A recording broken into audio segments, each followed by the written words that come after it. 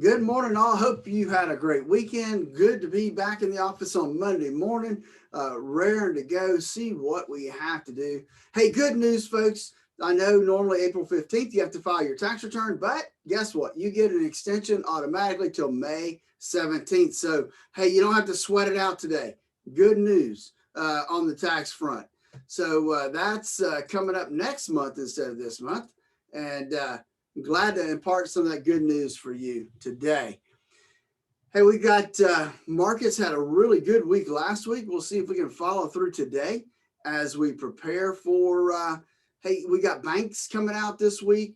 We've got some other economic news coming out this week, a lot of stuff towards the middle end of the week. So thanks for joining us today as we get ready for Dave to join us up next. Remember this, that there's only one thing that any of us can control within our portfolio, and that's how much risk you have. And if you don't know on a scale of 1 to 100 what your risk number is, you definitely need to give us a call and walk through our financial x-ray. Give us a call at 863-382-0037. Good morning. It is Morning Dave here. We're at 8:39 here, 21 before 9. As we always do this time of the morning, it's time to check in and find out what Wall Street's doing to your money today. It's a pretty slow news day, but doggone it all, we ended up the week last week on a pretty high note. Let's head downtown to the offices of Statler Financial Services. Phillip Statler's on the phone here, standing by. Phillip, good morning. I hope it was a good weekend for you. It was, Dave. Great weekend, except, yesterday's a little wet, though. I don't know about your neighborhood.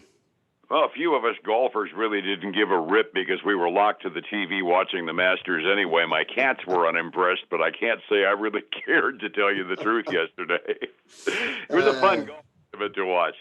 Setting the table for the morning, I didn't check to see whether these are records, but I got to assume we got a couple. Dow was up 297 points on Friday. Standard & Poor's up another 32, up to 4128 at the close. And the NASDAQ was up 70. I suspect the S&P hit a new record. Did you happen to double check? Let's see here. I can click on it right here and see what it tells me. It did hit a new record of 41.29.48, so it closed just $1 less than that. Which probably makes it an all-time closing record as well. I mean, nosebleed territory on the stock market, and that with earnings season beginning midweek this week, I got to imagine a few investors that are bought in at the top are going, oh my Lord, and they're heading for the Maylocks, aren't they? It is. It's incredible how this market just keeps continuing to have some legs underneath it. And I got to think, Dave, that it will continue as we see that economic numbers doing better and better as more and more people are able to travel. Restaurants get open back up. Now, I know we've got some states out there now. I noticed Michigan, they're closing things back down again because the numbers are up. And I think we're going to cycle through that over the next couple months until everybody gets the vaccination. Yeah, we're going to have the regionals going. I know one of my golf buddies is planning on going home to Michigan over the weekend, and then they announced they were going to shut the place down, and he said, yeah, I'm going to hang around Florida a couple more weeks.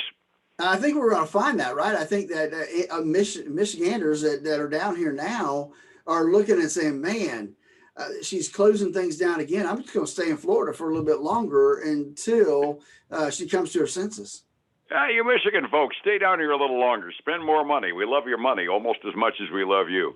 The big dollar amount that really came out over the weekend in terms of news was Jay Paulson, the Federal Reserve Chairman, did another sit-down with 60 Minutes, and he pretty much said that, well, we're just not going to do a doggone thing with the economy. We're going to keep things nice and loose, and tapping the brakes won't happen until inflation gets really out of control, because we're going to keep loose money for the foreseeable future. And that, at the very least, ought to at least give some level of comfort to folks that are interest rate sensitive.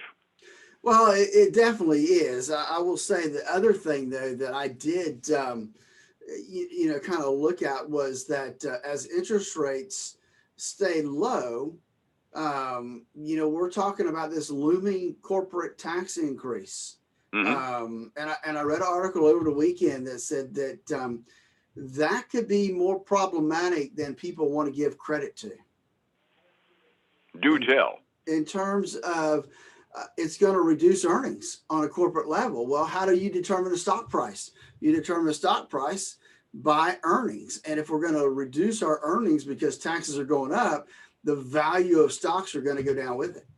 That's definitely a challenge. Paul Harvey always used to put it really simplistically and correctly, I'd add, that corporations don't pay income taxes, they collect it. So an increase in the corporate tax rate, my assumption would be probably will result in an increase in the inflation rate to the consumer.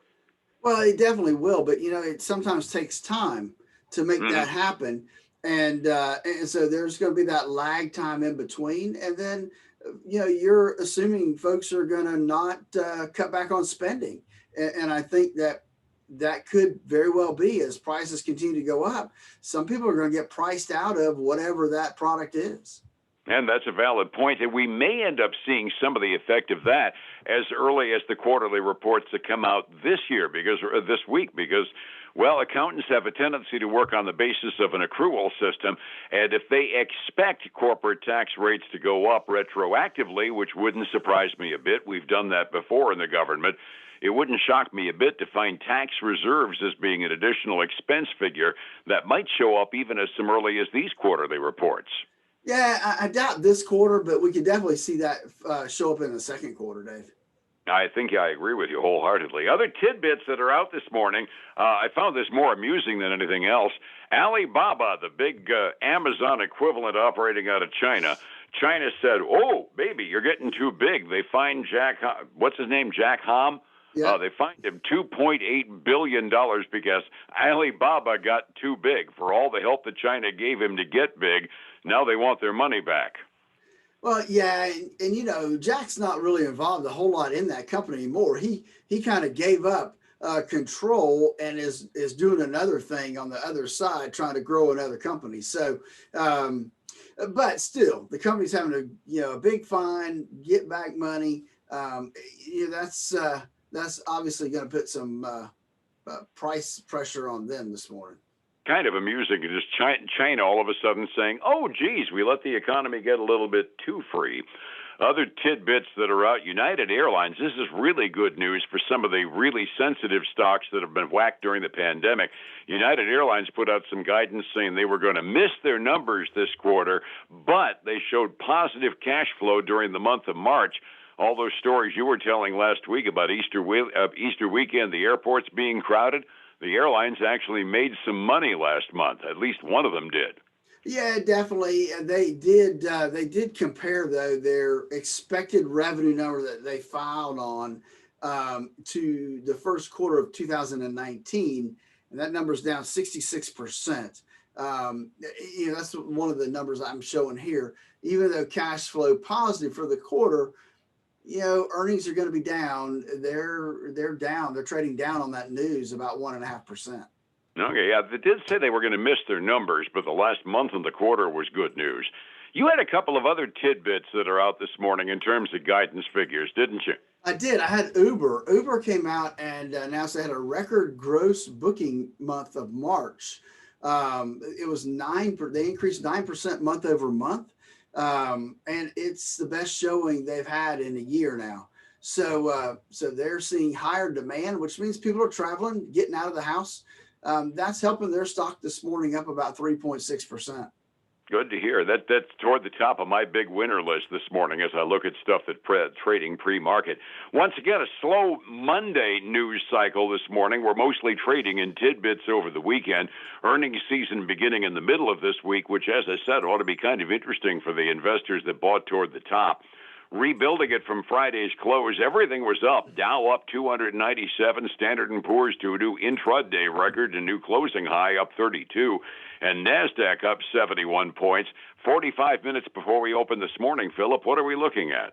I just wish I had some more green ink for you, but not the case this morning. We have some red ink across the board. The Dow is down a little over 0.1%. The S&P 500, same thing, up or down a little over 0.1%. And the NASDAQ's getting hammered a little harder, down 0.2% this morning. So everything's looking red at this point of the game. as well as gold and silver, both trading down. Silver's down 0.5%, gold's down a little over 0.1%.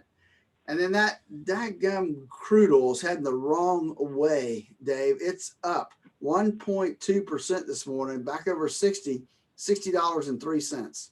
Not very much, but still over 60, and I don't like that number. Mixed bag across the ponds over in the Asian rim. Everybody was off by a little bit, actually in some cases up by quite a bit. The Chinese Composite Index was down a full percent this morning. Europe is a true mixed bag. Everybody's like 0.2% either side of the zero line, one way or the other this morning. Well, we're looking at another week, another earnings season, and a whole lot of people bought at the top, Phillip. If you're a day trader, this is kind of a risky time to be in the business. If you're getting close to retirement, this is not the time to take a lot of excess risk. How do I find you to control that? Well, Dave, the closer folks get to retirement, the more risk becomes vitally important.